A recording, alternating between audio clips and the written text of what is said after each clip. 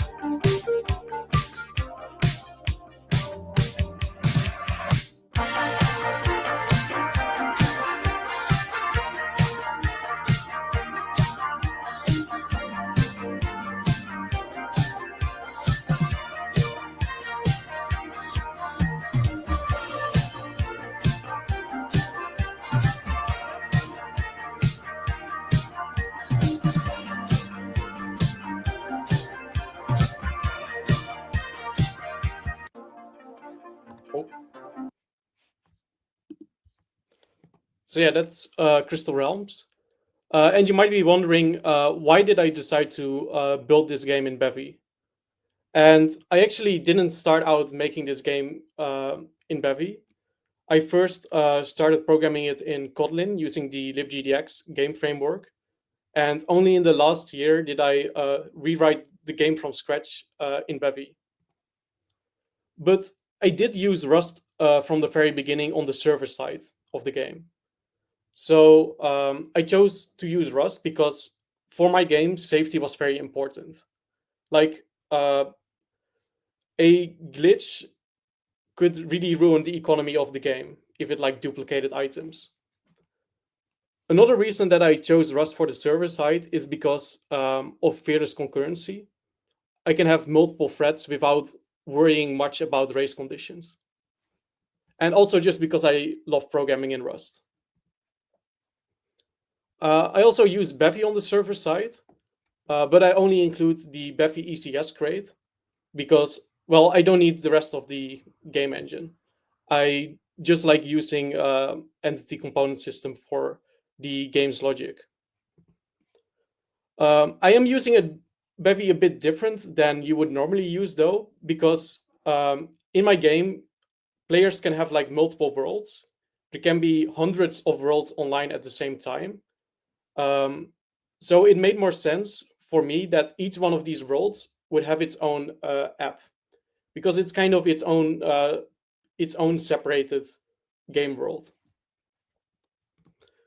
And instead of each app having like multiple threads like you would normally have in Bevy, the game is running on multiple threads, and in each one of these threads, it is running a single threaded app. So why did I decide to rewrite the client of the game in Rust? There's a few reasons for that. First, just because of performance. On mobile devices, performance is very important. and Kotlin is a bit slower than Rust. The second reason is code reusability. So now I'm able to share some code between the server and the client. The third reason is to be able to use Renet.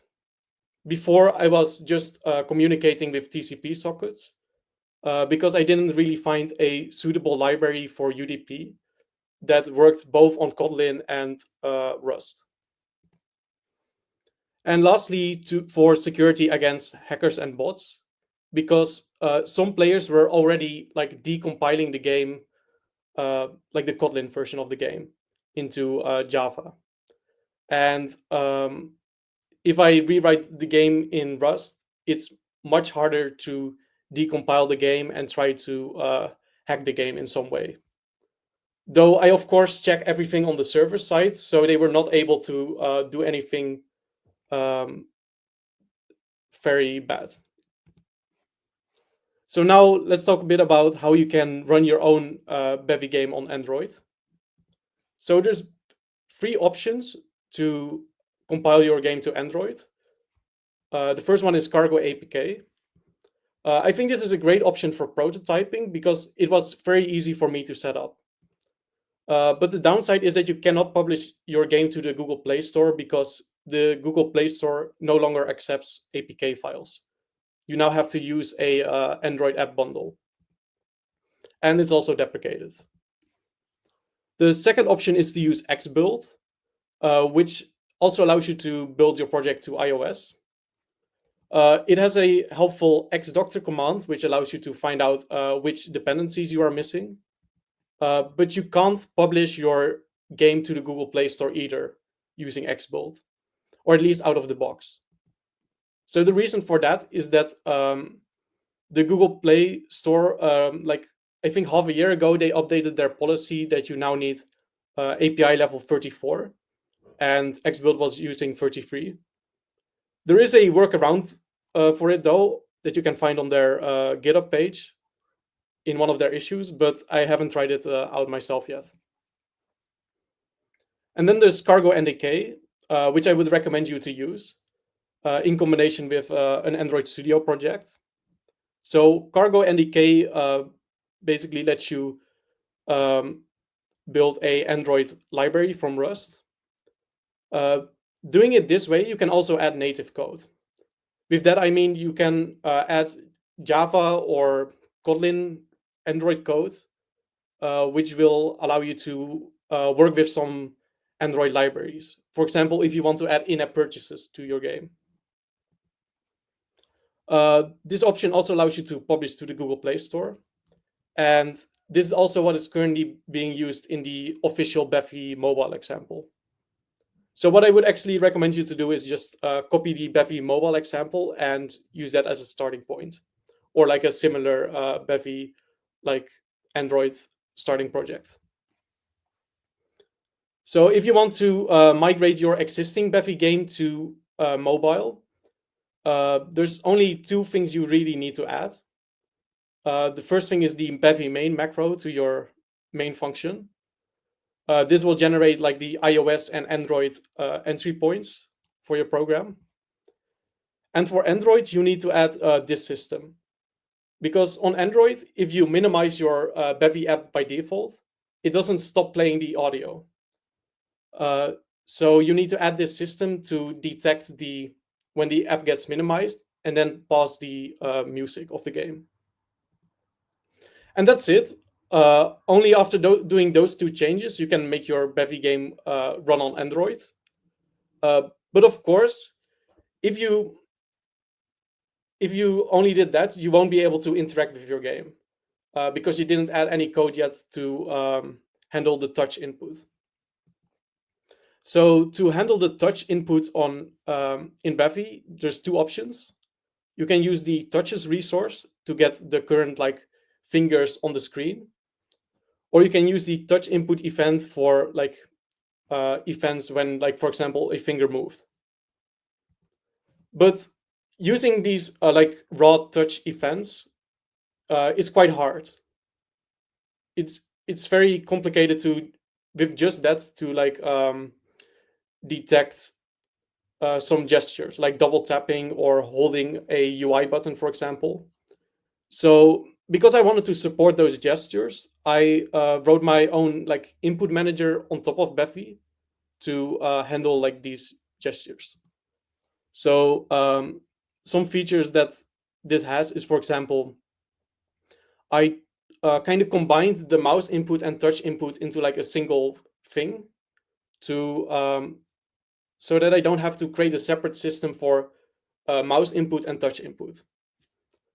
Also, there was not really an easy way to check if a finger was pressing the UI layer or it was pressing something inside of the game world. So I added stuff for that too, and some common gestures like double tapping, holding a UI button, scrolling a UI container, and even I added support where you can like drag and drop things from the UI into the game world. And to this, I also added a way to like focus the keyboard on a specific UI element. This was useful for adding the text inputs. Speaking about keyboard inputs, there's not really a function in Bevy yet to open your virtual keyboard. So what I did is I found this piece of code from like this GitHub page uh, that allowed you to open the virtual keyboard from like Java functions, and I modified it a bit to work with Bevy. So then you get this, but it's not really practical because, for example, here I'm actually typing something in a text input that's underneath the keyboard, so I won't be able to see what I'm typing. And there's many text inputs like that in my game, and I could of course add code that will move these text inputs in like the center of the screen, but this would be this would require a lot of refactoring. So what I decided to do instead is to add some code that puts like a text field above the keyboard, so I can actually always see what I'm typing. I actually didn't write this code myself. It was generated by ChatGPT because I don't know much about how to write Android native code. But it seemed to work pretty well after a few minor changes. And I added 3 methods inside of my game activity class, which is like your main Java game class, that I'm then able to call from my Rust code to hide and show this keyboard. And I also added this function get keyboard value to get the current string that is being typed in. And then I added this system to synchronize the Android text field with my in-game text field. So after all that, it looks like this. So now I have I can actually see what I'm typing, and adding this text field also added some other benefits, like being able to copy and paste text, and being able to easily move your cursor around. Then the last thing, adding on-screen controls. So yeah, basically these buttons to move left and right or to jump. So the way I did that is I added this virtual button component, which I can add to like UI buttons. And in this component, I basically say that if a user presses this button, it should correspond to this key on the keyboard. This way, I didn't have to add a special system for the case when the user is on PC or the user is on Android. And then I had this system to do that. So I basically query all the UI elements with a virtual button component. And if that button just got pressed, I will also press that key code.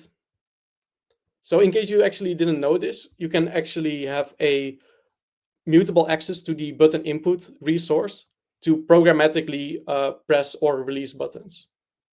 It's probably not the most like elegant solution, but it worked pretty well for my game.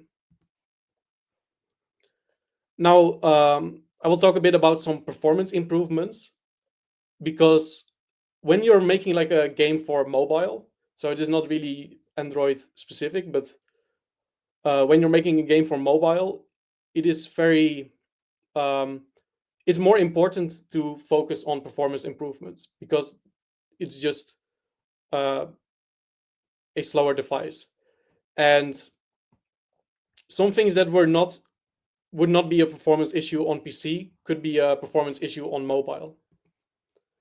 Of course, you should always profile first before you make any performance optimizations. In case you didn't know, there's actually a on the Bevy GitHub. There's actually a page about how you can profile your Bevy app. And one thing that I noticed is that in my game, whenever I had like a lot of UI elements like stacked on top of each other on the screen, it would slow down my game significantly, even though I know that my phone should be able to handle this.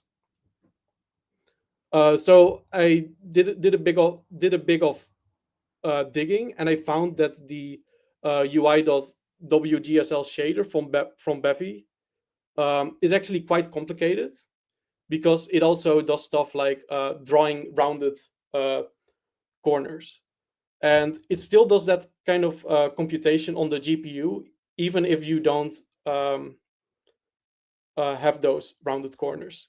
And since I was not using those rounded corners anywhere in my UI code, I just got rid of them in the shader, and it improved the performance of my game significantly. I also noticed that in cases where my UI would get very complicated, like here I'm for example on my main account where I have like a huge inventory, um, it would slow down my game a lot, because there were just so many UI elements that the Bevy system for computing the UI layout was taking up all of my CPU power. So the way I fixed this was just only, or no, I was deleting all of the UI elements that were not on screen. So um, for the inventory at least. So I made a special way of rendering the the inventory slots. So my conclusion, is Bevy ready for Android development? And I think the answer is yes.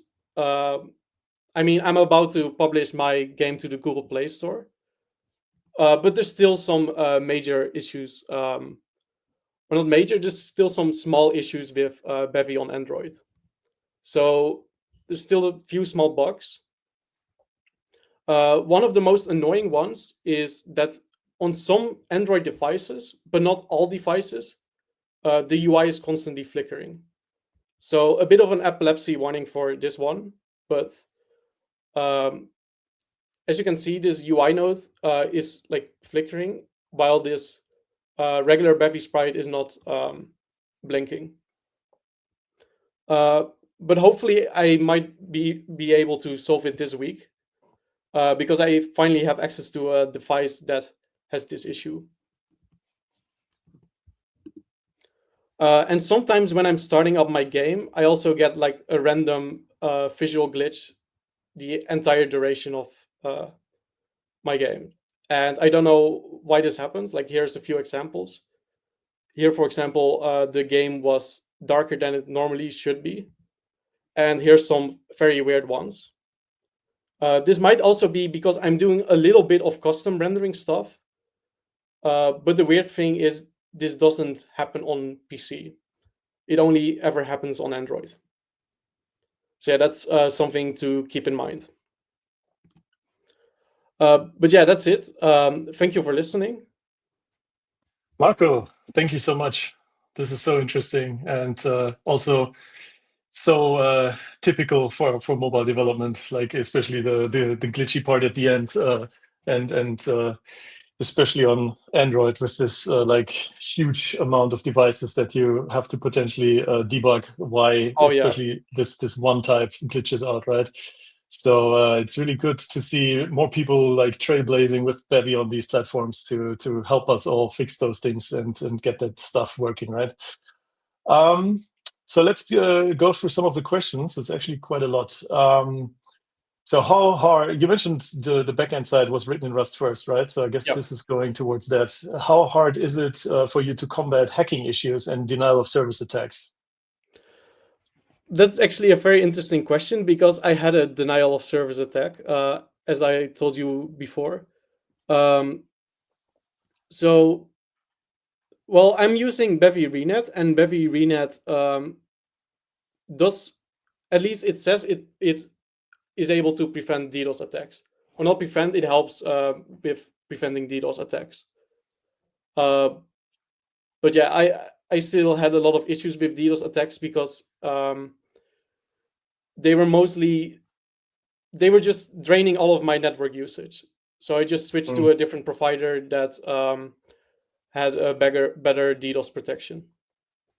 Okay, so basically you let it be fixed on the on your or DNS provider level or something like that. Yeah, my server provider. I switched to a Okay, different server. yeah. Okay. Um, Actually, this is the next question is actually right at what we already talked about. How hard is it to support this vast Android device landscape? Do you exclude a lot of them? Like, for example, when you show these glitches, like there's obviously also the solution to see in the Play Store, hey, this is used by, I don't know, a fraction of people. So let's just exclude the devices that are completely glitching out, right? Yeah. Well, for me, it's still hard to say which devices this happens on. Like, I have a list of a few devices where this happens on, but uh, there's I think, over 10,000 devices that I am able to support according to Google Play Store. Mm, So it's really hard to go through all of them. yeah, no, I can imagine. So it's also a big whack-a-mole, right? And especially if you want to really get those devices and your hands on those to be able to reproduce those issues, it's gonna cost a bunch of money as well. Yeah. Okay. Your game looks awesome. How hard is it to keep platform A from breaking when changing something on B? How much is it really write once, run everywhere? I think that's the motto of Unity, not Bevy, but yeah, still. Yeah, it is not the model of Bevy, yeah. But there's actually um, there's very few code that is only like platform specific in my game. It's only for a little bit for Android and iOS, mostly to do with in-app purchases and keyboards. But one thing that I think is very important that you should do if you want to support a lot of platform is to get rid of all those system ordering ambiguities, because different CPUs could change the order in which systems run. Mm. Yeah, I think that's a general good idea. I think no matter what Yeah, cross-platform or not you are planning to do, right? Because that happened to me at least quite sometimes that stuff is biting you then when you're actually implicitly depending on ordering, but you're actually not setting it, right? Um, so this one's interesting. You mentioned double tap, scrolling via touch. That sounds all very generally useful. Are you planning to open source these, or did you already? um, I didn't open source these. I'm also not sure how useful it is because I did make some opinionated uh, like thing. I added some opinionated things to it. So, for example, like Bevy is currently talking about adding stuff for bubbling events, like for input, for example, and I'm not doing that at all.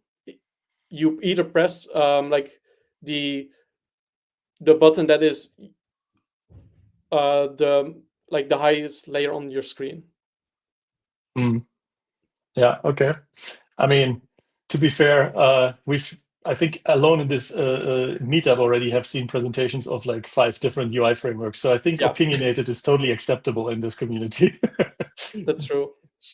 But I get your point. But in the end, it's I think it's still useful to share, and you did share a little bit of that in here, so that's great. The pixel art is amazing, and so is the music. Did you create the music yourself? No, so the music in the trailer is not even associated with the game itself. But the music that you hear when you download the game, I hired a musician to make. Oh, nice. Yeah. Okay. Do you use activity or game activity? Any idea what difference it makes? I think I use game activity, but I have no clue what difference it makes. Okay. What does your test infrastructure look like? I have no idea if that means backend, front end. I guess let's say everything. I don't have that many unit tests, to be honest. I have a few unit tests related to item transactions because that is something I really want to get right. Yeah. Awesome. I just had to smile because the next question just is it's more like a statement than a question. Okay. So someone we probably all know, ping me Mockers F on the UI flickering bug fix on Android. I would be very happy to see that. So Francois definitely wants you to reach out. Okay, what else do we have? How many players and installs do you already have? I guess across the board. I know that the last time I checked, there were about 1,500 registered accounts, but Wow. I think that was a while ago, so might have been like 2,000 right now. And the game has a Discord server with about 700 users. Wow, that's impressive. So here goes the test infrastructure. Whoever had that question, right? It's like crowdsourced testing.